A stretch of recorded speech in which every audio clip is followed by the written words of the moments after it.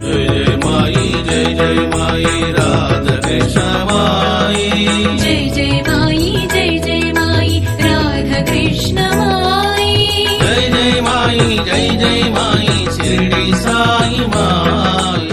जय சர்க்குருநாத் மகாராஜ் की ஜெய். வெற்றிவேல் முருகனுக்கு அரோகரா. திருச்செந்தூர் முருகனுக்கு அரோகரா. கார்த்திகேய சுவாமிக்கு ஜெய். எல்லாம் வல்ல சத்குருநாதருடைய ஒரு அருட்பெரும் கருணையினால் ஷிரடின்ற பாபாவினுடைய சேத்திரத்தில் ஷிரடியிலேருந்து சரியாக 25 கிலோமீட்டர் தூரத்தில் இருக்கக்கூடிய ஒரு அற்புதமான முருகப்பெருமானுக்குன்னு பிரத்யேகமாக கட்டப்பட்ட ஆலயம்தான் ஸ்ரீ கார்த்திக் சுவாமி மந்திர்.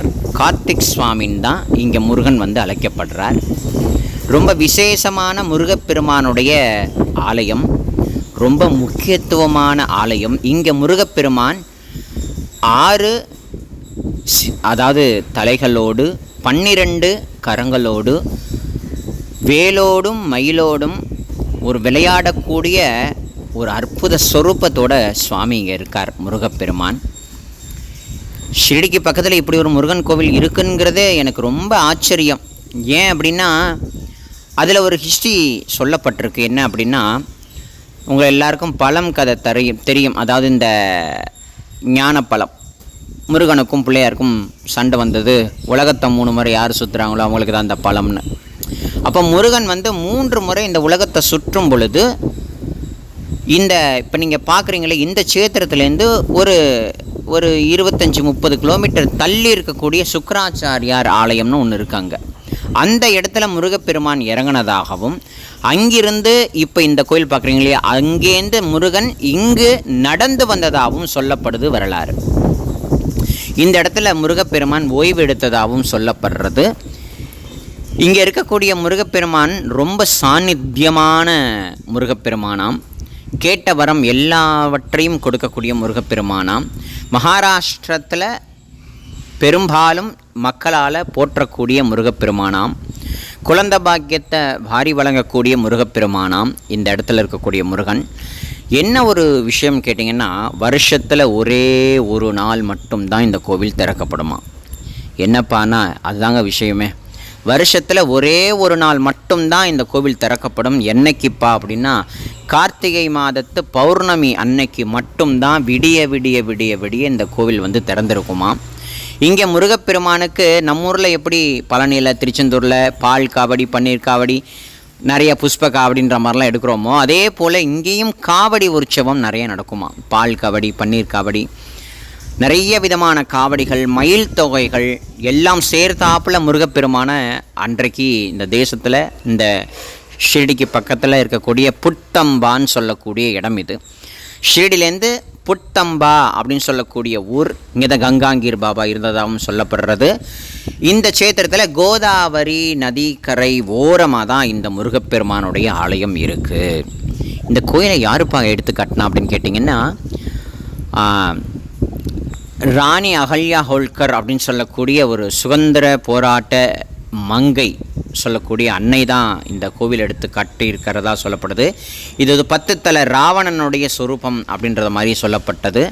ஸ்ரீ கார்த்திக் சுவாமி ஆலயம் கோதாவரி நதிக்கரை ஓரமாக இருக்கக்கூடியது.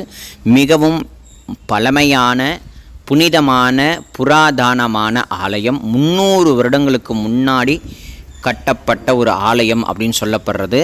300 வருஷத்துக்கு முன்னாடி கட்டப்பட்ட ஆலயம்தான். ஆனால் கட்டப்பட்டது என்னமோ 300 வருஷத்துக்கு முன்னாடி. ஆனால் அதுக்கு முன்னாடி இங்கே முருகப்பெருமானுடைய சாநித்தியம் இருந்ததாகவும், முருகப்பெருமான் இங்கே வந்து நடந்து வந்து அமர்ந்ததாகவும் சொல்லப்படுறது அப்படின்றது வரலாறு. ரொம்ப முக்கியம், தரிசனம் பண்ணிக்கிங்க. இது முருகப்பெருமான் ஆலயம். இப்போ நீங்கள் பார்க்குறது வந்து ஷிரடி. ஷிரடி அப்படின்னு சொல்லக்கூடிய சேத்திரம் வந்து சாட்சாத்து சாய்நாதருடைய புண்ணிய பூமி. அவருடைய திருவடிப்பட்டு அவர் லீலா வினோதங்கள் பண்ண ஒரு சேத்திரம். சாயி இந்த ஷிரடின்ற ஊரை தேர்ந்தெடுத்ததுக்கு காரணம் சரியாக எல்லாராலையும் சொல்லிட முடியாது. ஆனால் ஓரளவு யூகிக்கலாம். ஏன் அப்படின்னா, ஷிரடின்ற இந்த பூமி வந்து கோதாவரி நதிக்கரை ஓரமாக இருக்குது. இந்த கோதாவரி நதிக்கரை ஓரமாக தான் எண்ணற்ற மகான்களுடைய சமாதிகள் உண்டு. அதாவது கோதாவரிங்கிறது திரியம்பகேஸ்வரில் உற்பத்தியாகி ஆந்திரா வரைக்கும் பயணப்பட்டு, அதாவது மகாராஷ்டிரா, கர்நாடகா, தெலுங்கானா, ஆந்திராவை கடந்து போகக்கூடிய ஒரு புனிதமான நதியாம். அந்த நதி ஓரத்தில் வீற்றிருக்கக்கூடிய மகான்களுடைய சன்னிதானங்கள், அதே மாதிரி மகான்களுடைய ஜீவசமாதிகள், அசுரகுரு சுக்கராச்சாரியாருடைய ஆசிரமம், எண்ணற்ற மகான்களுடைய திருவடிப்பட்ட இடங்கள், எண்ணற்ற மகான்களுடைய சாநித்தியம் நிறைந்த இடங்களை சுற்றி தான் இந்த ஷிரடின்ற சேத்திரமும் அடங்கியிருக்கு. அதனால தான் என்னவோ குருநாதர் இந்த இடத்த தேர்ந்தெடுத்திருக்கார் அப்படின்றது சொல்லப்படுறது.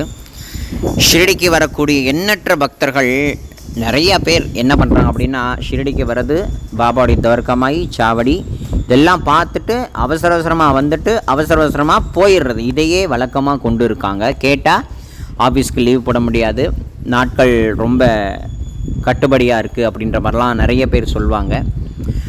ஆனால் நம்ம அவ்வளோ தூரம் காசு செலவு பண்ணி நம்மளுடைய உடல் மனசு எல்லாவற்றையும் நேரத்தெல்லாம் செலவு பண்ணி நம்ம வரோம். அட்லீஸ்ட்டு ஒரு 3 நாள் இந்த சாய்நாதருடைய திவ்யமான சேத்திரத்தில் இருந்தால் ஒரு அப்சர்வேஷன் கிடைக்கும் நமக்கு. அப்படின்னா அந்த சாய்நாதருடைய சாநித்தியத்தை நம்ம ஓரளவு ஊகிக்கலாம். அவருடைய வேப்பமரம், அவருடைய பூட்டி வாடான்னு சொல்லக்கூடிய பூட்டி வாடா, இங்கே தான் சுவாமியனுடைய சமாதி இருக்குது. இது வேப்பமரம், பாபா 16 வயது பாலகனாக உட்கார்ந்த வேப்பமரம். ரொம்ப அற்புதமான திவ்யமான சேத்திரத்தை சுற்றி தான் அந்த முருகப்பெருமானுடைய ஆலயமும் இருக்குது. சுக்கராச்சாரியார் ஆலயத்திலையும் தான் சுவாமி முருகன் இறங்கினதாகவும் சொல்லப்படுறது. அந்த ஆலயமும் அங்கே தான் இருக்குது. 3வது சாங்தேவ் மகாராஜ் அப்படின்னு சொல்லக்கூடிய 1400 வருஷ ஒரு மகா யோக சித்தி படைத்த ஒரு மாமுனி. அவரை 7-8 வயது கொண்ட அம்பாளுடைய ரூபமான முக்தாபாய் சமாதி ஏற்கும்படி சொல்லி அந்த இடத்துல அவர் சமாதி ஏற்றுக்கொண்டிருக்கார். கோதாவரி நதி ஓரமாக தான் பீட்டிகாபுரம் சொல்லக்கூடிய சேத்திரமும் உண்டு. நிறைய சேத்திரங்கள், நிறைய மகான்கள் சாநித்தியம் கொண்ட சேத்திரமாகவே இந்த கோதாவரி நதிக்கரை இருக்குது. தத்தாத்திரேய சுவாமி ஆலயங்கள் கூட அந்த நதி ஓரங்கள் தான் இருக்குது அப்படின்றது ரொம்ப விசேஷமான ஒன்று. அதனால் நம்மளாம் ஷிரடிக்கு வரோம். ஷிரடிக்கு தான் இல்லைங்க, இந்த முருகப்பெருமான் கோவிலை பிரத்யேகமாக பார்க்குறதுக்கு நம்ம வந்தாலும் அக்கம் பக்கத்தில் இருக்கக்கூடிய சேத்திரங்களை பார்க்கறது அப்படின்றது நமக்கு ஒரு விதமான தெய்வ அனுகூலத்தை நமக்கு கொடுத்துரும். தெய்வ அனுகூலத்தை காட்டிலும் குருமார்களுடைய அனுகூலத்தை அது தாராளமாக நமக்கு அருள் செய்யும் அப்படின்றது தான் பரமசத்தியம். அடியன் ஒவ்வொரு முறையும் போகும் பொழுதும் ஒவ்வொரு விதமான இடங்கள் புதுசாக பாபாவுடைய அருளால் தென்படக்கூடிய சுவாமி காட்டக்கூடிய ஒவ்வொரு இடங்களுக்கும் போகிறது வழக்கம். ஆகையினால தான் அந்த முருகப்பெருமானுடைய ஆலயத்துக்கு அடியன் போகும்படியாக சுவாமி கிருபை பண்ணார். இந்த முருகப்பெருமானுடைய ஆலயம் எனக்கு எப்படி தெரியும் அப்படின்னா, அதற்கு காரணம் ஆவோசாய் பிஜிலின்னு சொல்லக்கூடிய அதை ரொம்ப அற்புதமாக எடுத்துக்கொண்டு போகக்கூடிய தீபக் சாய்ராம். அவர் தான் அந்த இடத்துக்கு முதல்ல பாபாவுடைய வழிகாட்டுதல் பெயரில் அடியவர்கள் மூலமாக தெரிந்து கொண்டு போனார். அப்புறம் அதை அடியன் ஃபாலோ பண்ணேன். ஸோ அதை ஃபாலோ பண்ணது மூலமாக தான் அடியனுக்கும் அந்த ஒரு சந்தர்ப்பத்தை சுவாமி காமிச்சு கொடுத்தார். ஆகையினால் தீபக் சாய் அவருக்கும் அவருடைய டீமுக்கும் அடியனுடைய மனமார்ந்த நன்றிகளை தெரிவிச்சுக்கிறேன். அவரையும் எனக்கு காமிச்சு கொடுத்த டாக்டர் வின்னியம்மா, அப்புறம் சத்குரு சாய்நாதர், எங்கள் அம்மா ராதை, எல்லாருக்குமே என்னுடைய மனமார்ந்த நன்றிகளை அடியன் தாராளமாக தெரிவிச்சுக்கிறேன். இது போன்ற அநேக இடங்களை நம்ம தரிசிக்கணும். ஒவ்வொரு இடங்களுக்கும் போகும் பொழுதும் அந்த இடத்தினுடைய சாநித்தியத்தை பற்றி தெரிந்து கொண்டு போனால் அதனுடைய மகத்துவமே வேறு. பாபாவினுடைய ஒரு அற்புதமான 60 ஆண்டு காலம் வாழ்ந்த பக்தர்களுக்காக ஏங்கி தவித்த ஒரு உன்னதமான இடம், இந்த பிரபஞ்சத்துக்கே ஒரு தாயாக இருக்கக்கூடிய ஒரு வீடு துவாரகா. மாயி அப்படின்னு சொல்லக்கூடிய சாநித்தியமான இடம். மனசுக்கு நிம்மதியையும் உடலுக்கு ஆரோக்கியத்தையும் ஆத்மாவுக்கு ஒரு புத்துணர்ச்சியையும் கொடுக்கக்கூடிய ஒரு வைபவம் நிறைந்த இடம். வந்தவரை வாழ வைக்கும் புனிதமான துவாரகா மாயி. வாழ்க்கையில் எப்படிப்பட்ட கஷ்டங்கள் நிறைந்த இந்த உலகத்தில் ஒரு முறை இந்த அன்னை துவாரகா மாயினுடைய இந்த மடியில் நம்ம உட்கார்ந்தோம் அப்படின்னா அவள் நம்மளை எப்படியாவது கடை தேற்றி விடுவாள் அப்படின்றது தான், காத்து ரட்சணை பண்ணுவாள் அப்படின்றது பாபாவுடைய திரு வாக்கு. ஆகையினால் இந்த முருகப்பெருமானுடைய ஆலயம் சுவாமியோட கிருப்பையால் கிடச்சிது. அதே போல் இந்த ஷிரடி சேத்திரத்தையும் உங்களுக்கு அந்த வீடியோ போடும் பொழுதும் இதையும் காட்டணுங்கிறது தான் என்னுடைய எண்ணம். அதையும் பாபா இப்போ பூர்த்தி பண்ணி வச்சுருக்கார். ஆகையினால் தமிழ் கடவுள் முருகப்பெருமானுக்கு தமிழ்நாட்டில் மட்டும்தான் சாநித்தியங்கிறத காட்டிலும் உலகமெங்கும் அவனுடைய சாநித்தியம் உண்டு, உலகமெங்கும் அவனுடைய அருள் ஆலயங்கள் உண்டுங்கிறத நம்ம தெரிந்து கொள்ளுங்கிறதுக்கு ஒரு சான்றாகத்தான் அந்த ஒரு ஸ்ரீ கார்த்திக் சுவாமி மந்திர், கார்த்திக் சுவாமி ஆலயங்கிறத அடியன் இந்த வீடியோ பதிவு மூலமாக அவங்க எல்லாருக்கும் சமர்ப்பணம் பண்ணியிருக்கேன். ரொம்ப நன்றிகள். குருநாதருடைய அனுக்கிரகம் உங்கள் எல்லாருக்கும் கிடைக்கட்டும். முருகப்பெருமானுடைய அனுக்கிரகமும் உங்கள் எல்லாருக்கும் கிடைக்கட்டும். காரண காரியம் இல்லாமல் எந்த ஒரு நிகழ்வும் நிகழாது. எல்லாமே குருநாதருடைய ஒரு அருட்பெரும் கருணை, கந்தன் கருணைன்றதை போல குருநாதனின் கருணை. குருநாதனே கந்தனாக வந்தார், கந்தனே குருநாதனாக இருக்கார். அதனால் குரு என்ற சப்தத்துக்கு எல்லையே கிடையாது.